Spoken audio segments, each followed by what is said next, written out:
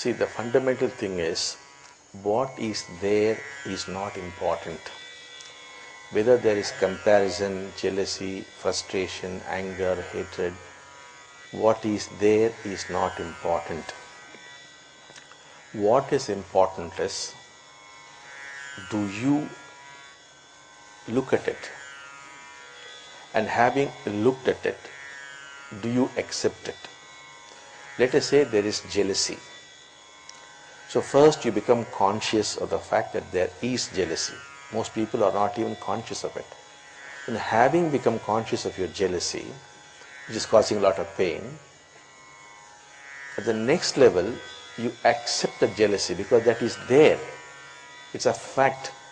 There's nothing you could do about it. Anything you do about it is just whitewashing the fact, putting it under the carpet. It will soon start stinking. So you accept it.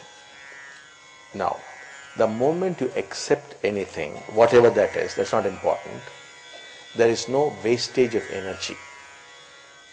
When there's no wastage of energy, and energy is still, because it's not being wasted, that only is joy, that only is happiness. That is all.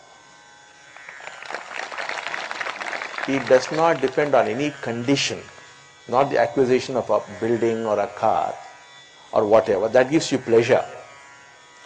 Joy or happiness does not depend on these factors. It depends on only one factor, that is the stillness of energy. Energy is still when there is acceptance.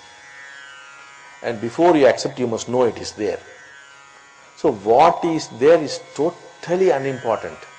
That is why I am telling you, God does not judge you. When He does not judge you, why do you judge yourself? And what is there is in the human mind, which is millions of years old. It's an ancient mind, it is there. It is not your mind or his mind, it is just the human mind. All these things are there. The human mind, which has got a self, will have these emotions, will have these feelings. It is part of the human mind, it is its basic nature. Like if you take sugar, it has got a particular taste, it has got a certain color, it has got a crystalline form. So these are the characteristics of sugar. These are the characteristics of the human mind.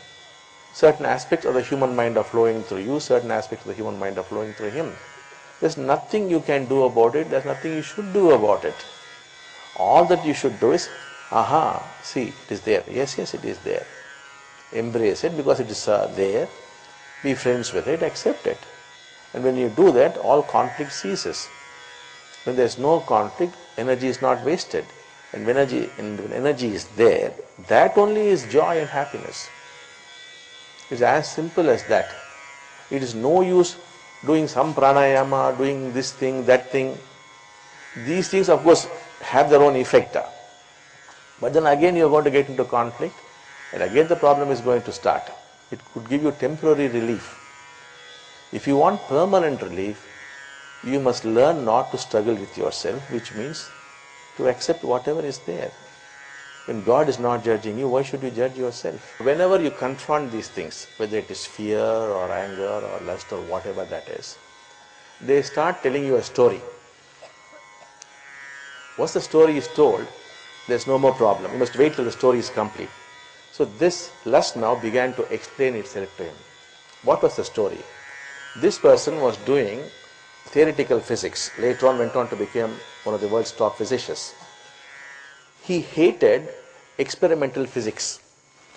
He never liked it. But then he had no other go, but he had to do experimental physics, which he hated. So the dislike for experimental physics, doing something which he did not like to do, that conflict became fear, and fear became lust. And lust, he was fighting with it, which was becoming more. So then he said, oh, this is the story. Then he said, it's much easier to deal with experimental physics than lust. He began to embrace it. He spoke to his professor. He became happy in the laboratory, and the problem settled down. So that is what happens to life.